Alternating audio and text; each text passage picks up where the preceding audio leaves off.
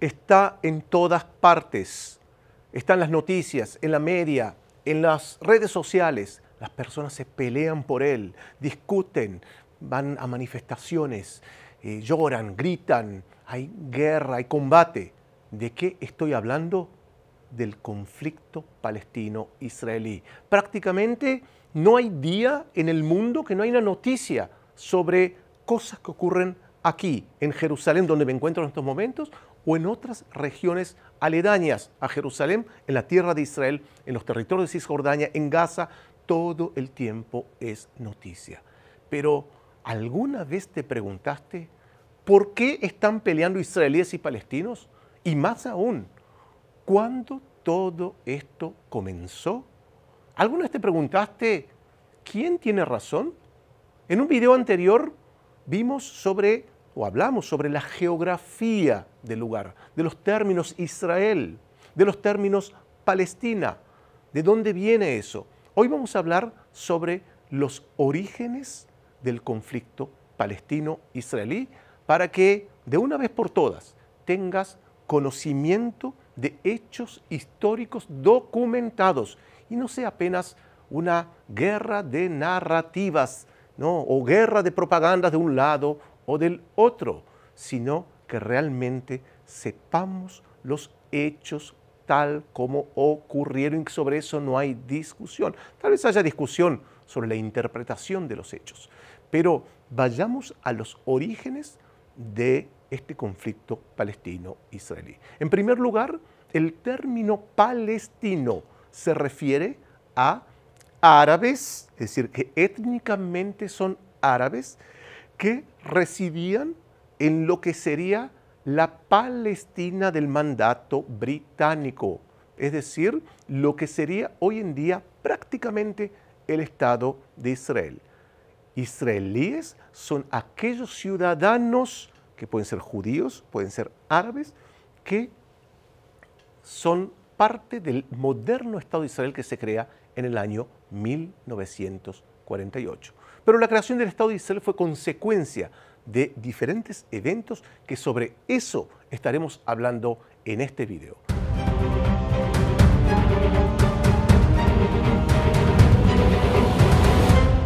Aquí Ariel Horovitz, director del Moriah International Center, una institución académica israelí que desarrolla programas presenciales de turismo académico aquí en Israel con certificado de la Universidad Hebrea de Jerusalén, de las universidades más importantes del mundo, y también a través de nuestra plataforma de cursos y documentales online Moriah College.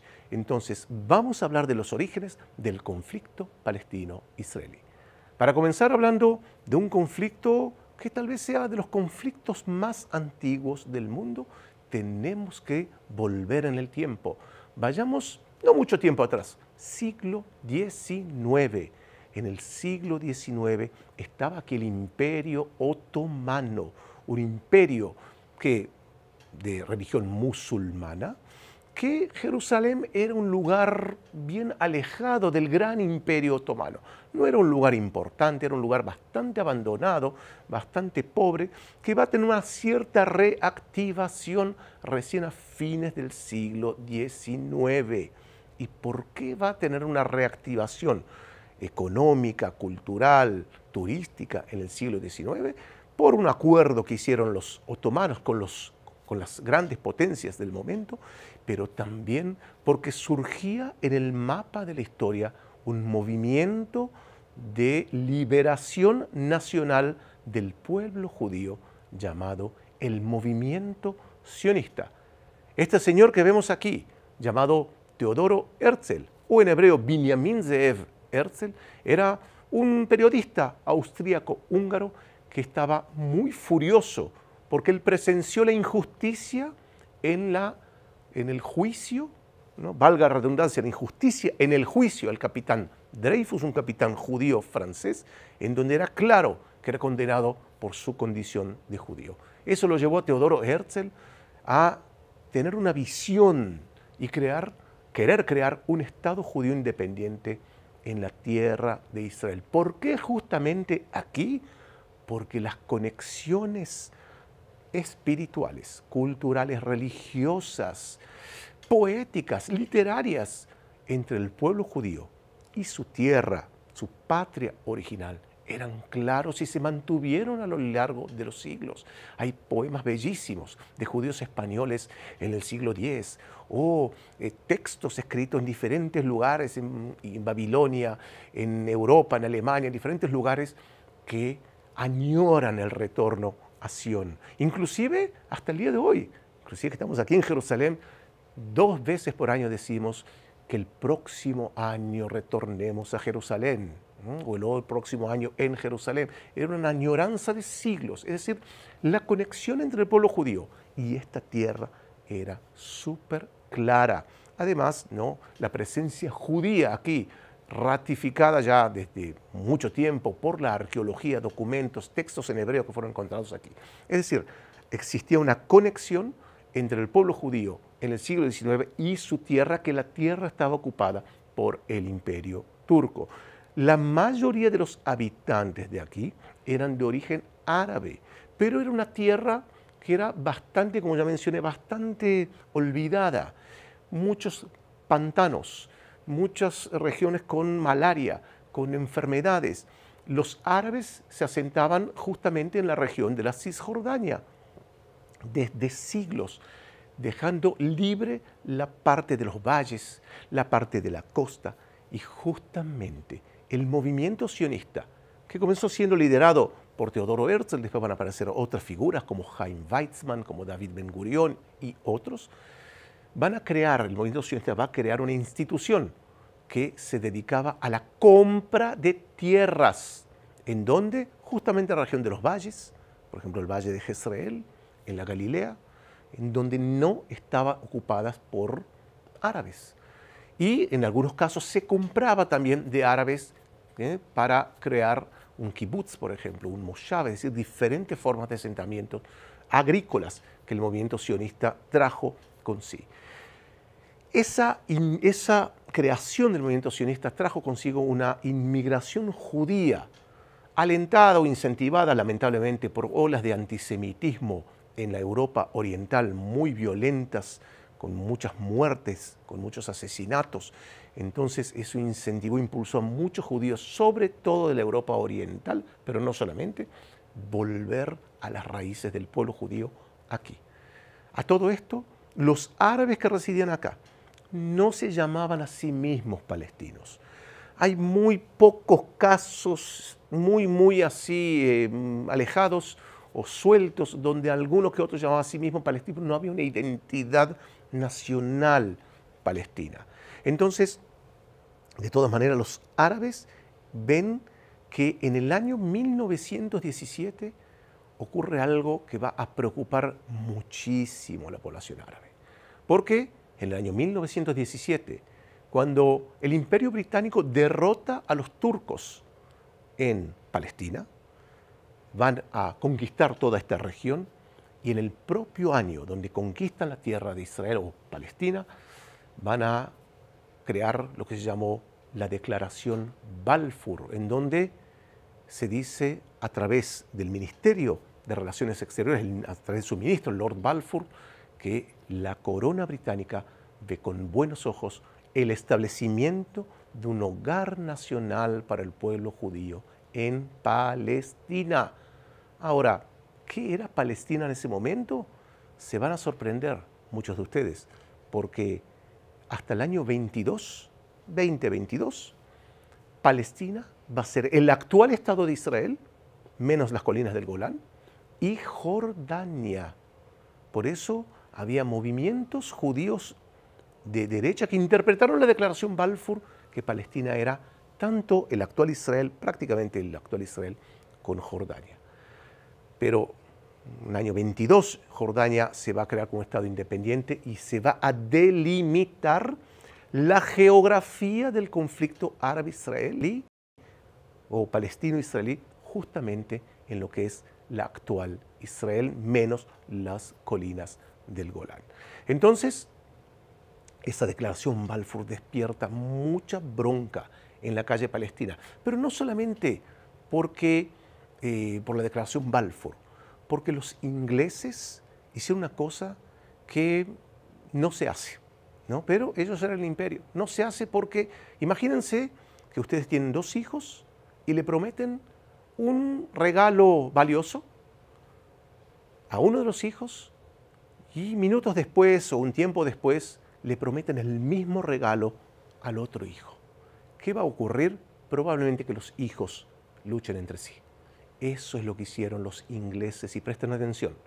En el año 1916 existe un intercambio de cartas, lo que se llamó el acuerdo de las cartas de MacMahon y Hussein. MacMahon era el representante inglés en Egipto, en donde los ingleses le prometen a Hussein, que era de la familia hashemita, que estaba en Arabia Saudita, luego va a estar en Jordania, le prometen que van a crear un reino independiente que no se iba a llamar Palestina, se iba a llamar la Gran Siria.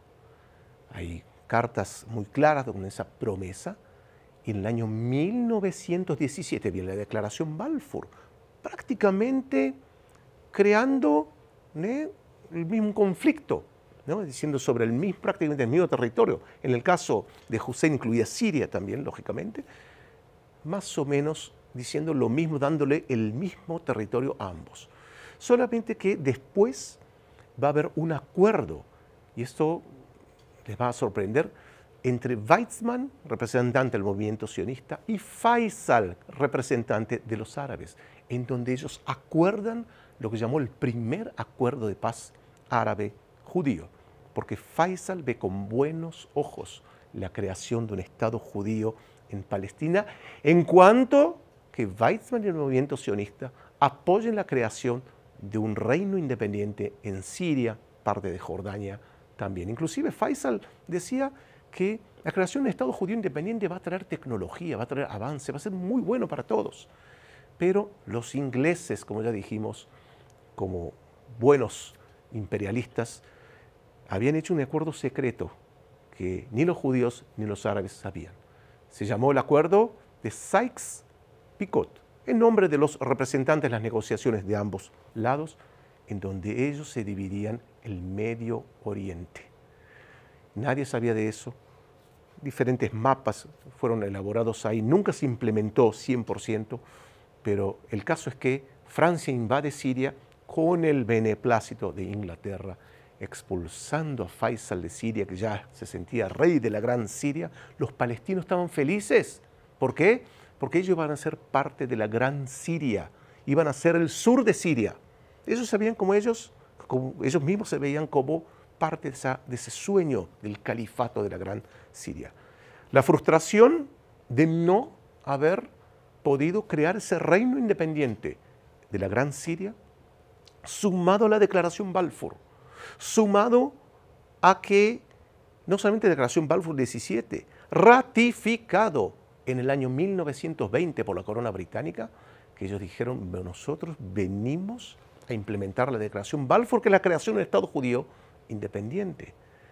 Ahí, en el año 1920, estallan los primeros disturbios extremadamente violentos de árabes contra judíos, lo que se va a llamar las manifestaciones de Nabi Musa en el desierto de Judea, donde hay una mezquita, donde incentivados y manipulados, porque sería el mufti, es decir, la autoridad religiosa de Jerusalén, llamado Haj Amin al-Husseini, que era un antisemita, no, un judeofobo amigo de Hitler, ¿no? Inclusive algunas teorías dicen que él le dio la idea a Hitler de llevar a cabo el exterminio.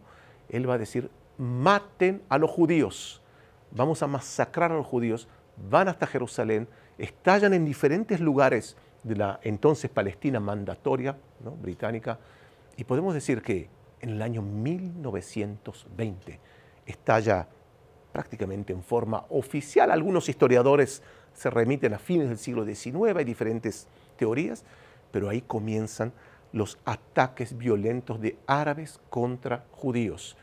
Y luego los ingleses van a tratar de beneficiar a los árabes y los judíos van a reclamar, pero ustedes dijeron la Declaración Balfour, se van a crear lo que llaman libros blancos, donde limitan la inmigración judía, es decir, diferentes medidas en donde van a perjudicar a los judíos para que los árabes no se manifiesten, no haya violencia. Esos casos de violencia de árabes contra judíos hubo durante toda la década de los años 20. Es por eso que se van a crear grupos paramilitares judíos de defensa, como la Haganá, ¿no? Y otros grupos ya después en los años 30. Y podemos decir que allí comienza la raíz del conflicto palestino-israelí. Se va a acrecentar o se va a profundizar en los años 30 durante la rebelión, la gran revuelta árabe, la gran rebelión árabe entre el año 36 y 39, una rebelión contra los ingleses. Pero los ingleses imperialistas cuidan sus intereses. En el año 39 estalla la Segunda Guerra Mundial e Inglaterra decide cerrar la puerta a la inmigración judía, beneficiar a los árabes. ¿Para qué? Para que los árabes apoyen, el mundo árabe apoye a Inglaterra. Y así él tuvo apoyo de algunas naciones árabes. El mufti de Jerusalén se alió con Hitler y llamaba a crear aquí también campos de concentración, campos de exterminio. Afortunadamente eso no ocurrió, pero la idea estaba. Y esas luchas, inclusive durante la Segunda Guerra Mundial, esas luchas van a perdurar entre árabes y judíos y británicos hasta que en el año 1947 los ingleses le van a pedir por favor a las Naciones Unidas, que se había recién creado, que quieren terminar el mandato. El mandato que ellos recibieron los ingleses era de la Liga de las Naciones, lo que después sería la ONU, para crear aquí un Estado judío y también un Estado árabe. Los ingleses no lo hicieron. Cuidaron sus intereses comerciales, el tráfico, comercio desde la India, pasando por el puerto de Haifa para Europa. Cuidaron siempre sus intereses. Jugaron a dos puntas, prometiendo una cosa a uno, prometiendo la misma cosa al otro, creando esa situación de tensión, no sabiendo administrar ese conflicto, hasta que en el año 1947 las Naciones Unidas, en un día del 29 de noviembre, y gracias a una actividad política muy seria por parte del movimiento sionista y con la colaboración de países como Brasil, a través de su representante Osvaldo Aranha, que ayudó mucho a que la declaración de la partición de Palestina el año 47 sea aprobada, y ahí nació el Estado de Israel, que va a ser declarada su independencia en el año 1948. Si te gustó esta historia, lo que tienes que hacer es inscribirte en el canal, hacer tu suscripción aquí, puedes activar tu campanita para recibir recordatorios, y vamos a estar hablando mucho más sobre este conflicto que lleva más de 100 años. Aquí Ariel Horovitz directamente desde Jerusalén, y nos vemos en el próximo video.